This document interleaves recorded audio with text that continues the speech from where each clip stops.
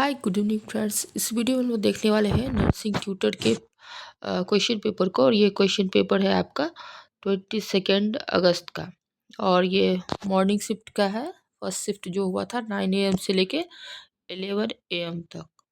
तो question paper हम लोग देखते हैं, साथ में आंसर। ये ऑफिशियल आंसर की है BTSC द्वारा, ये जो एग्ज़ाम हुआ था नर्सिंग ट्यूटर का। तो चलिए देखते हैं। क्वेश्चन नंबर 1 से है, what is the correct definition of infection. Infection का जो है वो करेक्ट डेफिनेशन क्या है?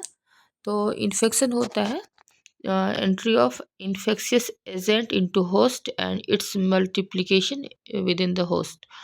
जो इन्फेक्शियस एजेंट होस्ट में आता है और उसका मल्टीप्लिकेशन होता है, उसी को इन्फेक्शन कहा जाता है। ऑप्शन थर्ड सही है। नेक्स्ट क्वेश्चन नंबर 2 देखते हैं। Which is the most common mechanism for placental separation during the active third stage of labor? Third stage of labour में जो प्लासेंटल सेपरेशन का है वो मैकेनिज्म, कॉमन मैकेनिज्म क्या है? तो इसको हम लोग कहते हैं सुल्जियम मेथड। ठीक है। Next one question number third है, what is the primary auto anatomical difference in the location of urinary bladder in a newborn compared to an adult? तो क्या डिफरेंस होता है यूरिनरी ब्लैडर का न्यूबॉर्न और एडल्ट में? तो क्या होता है, न्यूबॉर्न का जो ब्लैडर होता है वो थोड़ा सा हायर लोकेटेड होता है एब्डोमिनल कैविटी में। ठीक है। नेक्स्ट वन जो है, which of the following pace makers has the highest impulse generation rate? किस पेस मेकर में हाइएस्ट इम्पल्स जनरेशन रेट होता है? तो ये है आपका S A node. Next question number 5 देखते हैं। All of the following are included in the stages of सेलीज general adaptation syndrome gas accept. तो गैस जो सिंड्रोम है उसमें क्या नहीं होता है? ठीक है। तो स्टेज ऑफ एग्जर्शन होता है, स्टेज ऑफ रेसिस्टेंस होता है और अलार्म रिएक्शन होता है, बट स्टेज ऑफ कॉपिंग नहीं होता है। तो ये आंसर हो जाएगा। क्वेश्चन नंबर 6 देखते हैं। लोग ज़्यादा डिस्कस नहीं कर रहे हैं, ओनली आंसर की को डिस्कस कर रहे हैं। तो ठीक है, शॉर्ट थोड़ा जल्दबाजी में करेंगे क्योंकि वीडियो लंबा हो जाएगा। ठीक है। Which of the following is the most sensitive and specific test to detect pregnancy? तो सबसे जो सेंसिटिव और स्पेसिफिक टेस्ट है प्रेगनेंसी को पता करने के लिए, वो है आपका serum beta human chorionic gonadotropin. SCG जो हार्मोन है उसके थ्रू हम लोग पता लगाते हैं प्रेगनेंसी का। नेक्स्ट वन है, which of the following is characteristic feature of an upper motor neuron lesion? तो अपर मोटर लेजन का जो कैरेक्टरिस्टिक फीचर है वो क्या है? तो इसमें क्या होता है, hyper active reflexes. Next one देखते हैं। Which of the following drugs used in liver are also referred as एक्बोलिक? एक्बोलिक किस ड्रग को कहा जाता है जो लिवर में यूज होता है? तो इसको कहा जाता है आपका इर्गोमेट्रिन। नेक्स्ट क्वेश्चन नंबर 9 देखते हैं। क्वेश्चन नंबर 9 है, which finding is most likely in post mature neonate? Post mature neonate में कौन सा फाइंडिंग देखने को मिलता है? तो ये है क्रैक्ड पीलिंग स्किन। ठीक है। नेक्स्ट वन जो है, during an antenatal during an antenatal clinic a nurse educates pregnant women about seasonal influenza. Which of the following is the most appropriate nursing advice regarding influenza vaccination in pregnancy? तो influenza का जो है एक patient को educate कर रही है antenatal visit में। तो इन्फ्लुएंजा वैक्सीनेशन से रिलेटेड क्या एडवाइस देगी एक नर्स? तो अ, ये सेफ़ है, बट इसको सेफ़ है और किसी भी ट्राइमेस्टर में इसको लिया जा सकता है। ठीक है। नेक्स्ट वन है, Shirodkar operation is recommended in which of the following types of abortion? तो सिरोडकर ऑपरेशन में किस टाइप का एबॉर्शन किया जाता है? इसमें रिकरेंट एबॉर्शन को जो है रिकमेंड किया जाता है। नेक्स्ट वन है, what is the name of facial pigmentation often referred to as the mask of pregnancy? तो रेफर्ड फेशियल पिगमेंटेशन जो है जिसको मास्क ऑफ प्रेगनेंसी भी कहा जाता है, उसको कहा जाता है क्लोजमा ग्रेविडा। नेक्स्ट है which of the following is the cause of central diabetes insipidus. तो सेंट्रल डायबिटीज इंसिपिडस का जो कॉज है वो है आपका deficiency of anti diuretic hormone ADS की कमी।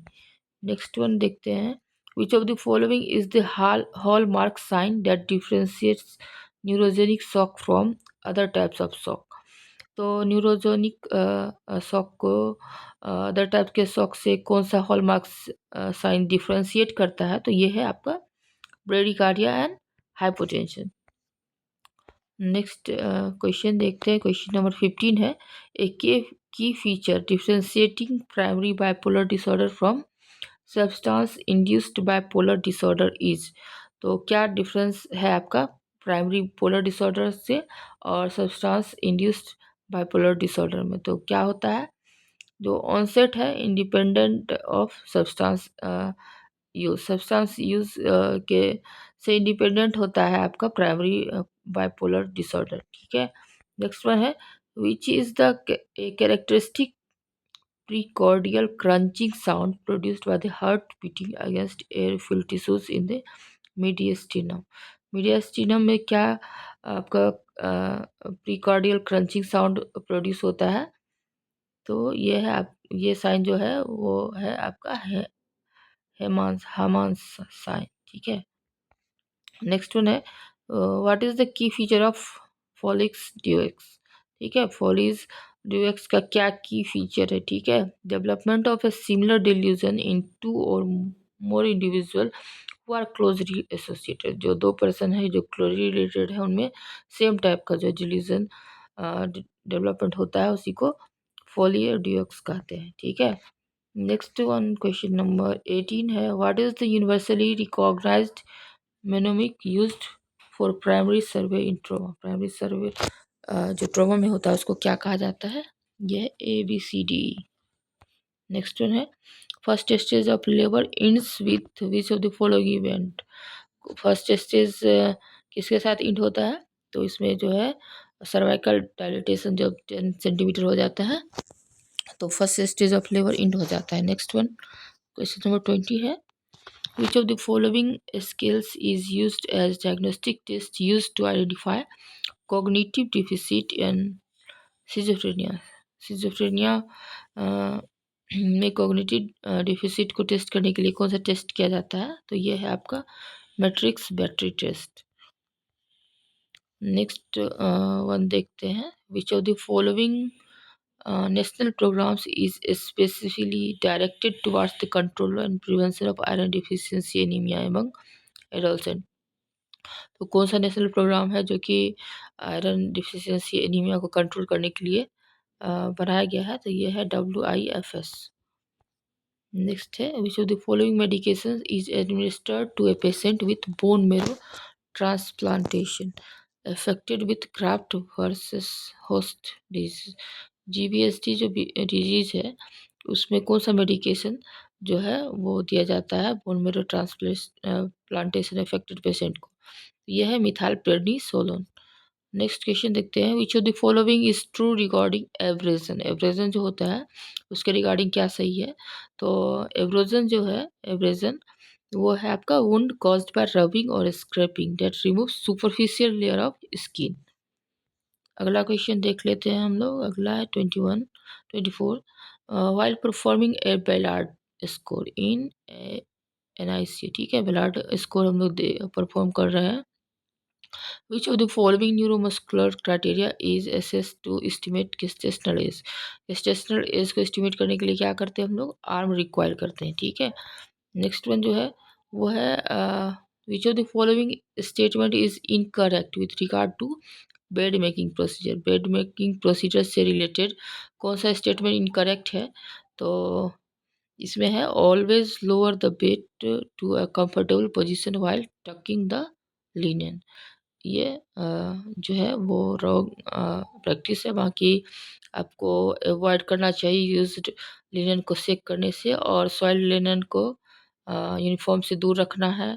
पेशेंट को प्राइवेसी इम्पोर्टेंट है बेड मेकिंग की ड्यूरेशन में। ठीक है, नेक्स्ट है which of the following nurse theorist focuses on nurse patient relationship.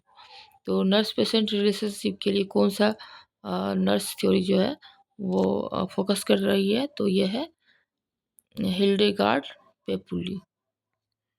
Next है which of the following statement is true with regard to functioning of adrenal gland. Adrenal gland के functioning से related कौन सा statement सही है, तो ये जो एड्रिनल ग्लैंड के लिए सही है वो है cortisol secreted by adrenals help in decreasing the blood glucose level। जो cortisol secret होता है एड्रिनल से, वो हेल्प करता है क्या, ब्लड ग्लूकोज लेवल को कम करने में। नेक्स्ट क्वेश्चन है 28, what is the primary role of paediatric nurse in prenatal care related to genetic counselling. Genetic counselling में जो प्राइमरी रोल है पेडियाट्रिक नर्स का वो क्या है, तो providing emotional support and education to parents.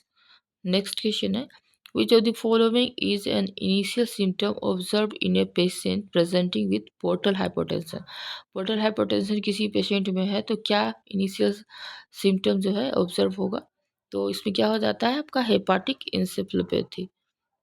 Question number 30 देखते हैं, primary goal of using NIPPV या non invasive positive pressure ventilation like BiPAP इस, तो जो वेंटिलेटर यूज होता है उसका क्या प्राइमरी गोल है, तो क्या है, improve oxygenation and reduce work of breathing.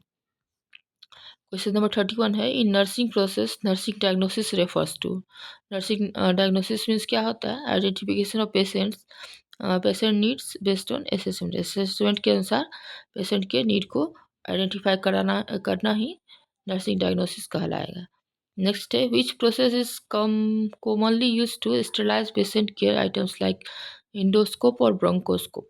तो इंडोस्कोप और ब्रोंकोस्कोप जैसे आइटम्स को स्टेलाइज करने के लिए क्या यूज होता है, तो इसके लिए यूज होता है ethylene oxide gas sterilisation. Question number 33 है, when developing a patient teaching plan what is represented by A smart goal. Smart गोल से क्या हम लोग जो है प्रेजेंट करता है टीचिंग गोल में, ठीक है।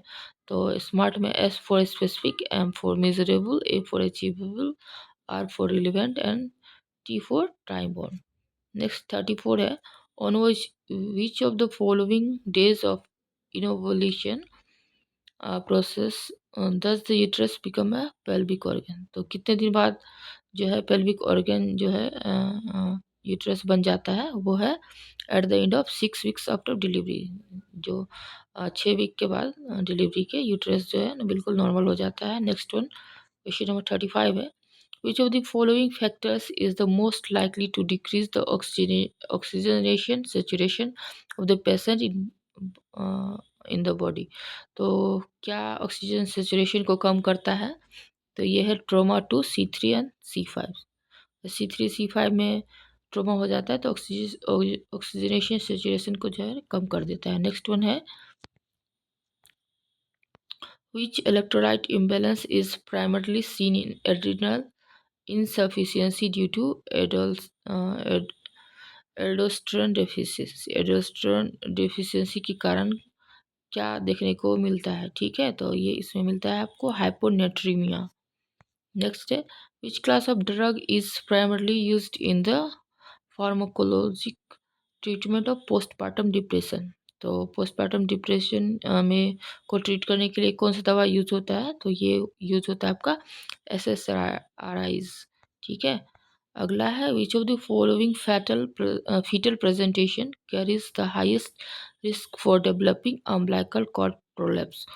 तो अम्बिलिकल कॉर्ड प्रोलैप्स डेवलप होने के लिए कौन सा सबसे हाईएस्ट रिस्क है, तो bridge presentation. Next question number 39 देखेंगे, all of the following are recommended practice for rubber glove care except. तो कौन सा rubber glove care practice recommended नहीं है, तो इसमें इसमें स्टोरिंग इन ए हॉट और ह्यूमिड इन्वायरमेंट ये गलत प्रैक्टिस है। बाकी इंस्पेक्ट करना रहता है डैमेज का after and before use, washing भी सोप से और वाटर से बिफोर और आफ्टर यूज़ करना चाहिए, और ड्राइंग भी करना चाहिए स्टोरेज से पहले। बट उसको स्टोर नहीं करना चाहिए हॉट एंड ह्यूमिड इन्वायरमेंट में। नेक्स्ट है a long standing urethral structure most commonly leads to which of the following complication. कौन सा कॉम्प्लिकेशन आता है आपका यूरेथ्रल स्ट्रक्चर का, लॉन्ग स्टैंडिंग यूरेथ्रल स्ट्रक्चर से? तो इसमें क्या हो सकता है आपका chronic urinary retention and hydronephrosis. ठीक है। क्वेश्चन नंबर 41 है which complication is most commonly associated with a persistent occiput posterior position in labor? तो क्या कॉम्प्लिकेशन हो सकता है अगर परसिस्टेंट ओसिपिट पोस्टीरियर पोजीशन है लेबर में? तो इससे हो सकता है आपका प्रोलॉन्ग्ड लेबर हो सकता है। नेक्स्ट वन क्वेश्चन नंबर 42 है what is the most common cause of acute hemolytic transfusion reaction AHR-TR? Acute hemolytic transfusion reaction का कॉमन कॉज जो है वो है ABO incompatibility due to misidentification और क्लरिकल एरर। अगला क्वेश्चन 43 है what is the maximum possible score on MMSE? MMSE का जो मैक्सिमम स्कोर है वो है आपका 30। नेक्स्ट है most common cause of simple goitre. Simple goitre जो होता है वो होता है आयोडीन डिफिशियंसी के कारण। नेक्स्ट है question number 45 which action is most appropriate when caring for a surgical wound with a Penrose drain? Penrose drain को केयर करने के समय क्या जो है इम्पोर्टेंट केयर आप लोग को देखना रहता है? तो इसमें क्या करना है, अप्लाई करना है एक स्टेराइल ड्रेसिंग एंड मॉनिटर करना है ड्रेनेज का वॉल्यूम क्या है, उसका टाइप क्या है। क्वेश्चन नंबर 46 है which of the following equipment is not essential for immediate newborn care in a hospital? तो न्यूबॉर्न केयर के लिए कौन सा इमीडिएट जो है नॉन एसेंशियल इक्विपमेंट है? तो सक्शन एपरेटस जो है वो एसेंशियल नहीं है इमीडिएट न्यूबॉर्न केयर के लिए। बाकी टॉवेल चाहिए, म्यूकस एक्सट्रैक्टर चाहिए, रेडिएंट वार्मर भी चाहिए। नेक्स्ट है which hormone plays a major role in sodium and water retention and also helps to maintain fluid balance? तो कौन सा हार्मोन जो है सबसे इम्पोर्टेंट रोल प्ले करता है सोडियम और वाटर रिटेंशन में और फ्लूइड बैलेंस मेंटेन करता है? वो है एल्डोस्टेरॉन। क्वेश्चन नंबर 48 देखते हैं। क्वेश्चन नंबर 48 है आपका विच of the following immunoglobulin is the most abundant in breast milk and plays an important role in providing passive immunity to infants mucous membrane? तो कौन सा सबसे ज़्यादा जो है इम्यूनोग्लोबिन ब्रेस्ट मिल्क में होता है जो कि आपका पैसिव इम्यूनिटी प्रोवाइड कराता है? तो ये है सिक्रेटरी आईजीए। ठीक है। What are the main hormones responsible for the significant mood swings experienced by many pregnant individuals, particularly in the first trimester? तो फर्स्ट ट्राइमेस्टर में जो मूड स्विंग्स होते हैं उसके लिए कौन सा हार्मोन जो है रिस्पॉन्सिबल है? तो ये है आपका एस्ट्रोजन और प्रोजेस्टेरोन। क्वेश्चन नंबर 50 देखते हैं which blood test is the most specific for diagnosing hypothyroidism? Hypothyroidism को टेस्ट करने के लिए कौन सा हम लोग टेस्ट करते हैं? तो ये है आपका टीएसएच का टेस्ट, थायराइड स्टिमुलेटिंग हार्मोन। तो इस वीडियो में हम लोग टोटल 50 क्वेश्चन को डिस्कस कर रहे हैं। नेक्स्ट वीडियो में रेस्ट के जो 50 क्वेश्चन है उसको डिस्कस करेंगे। Okay, thank you and thanks for watching.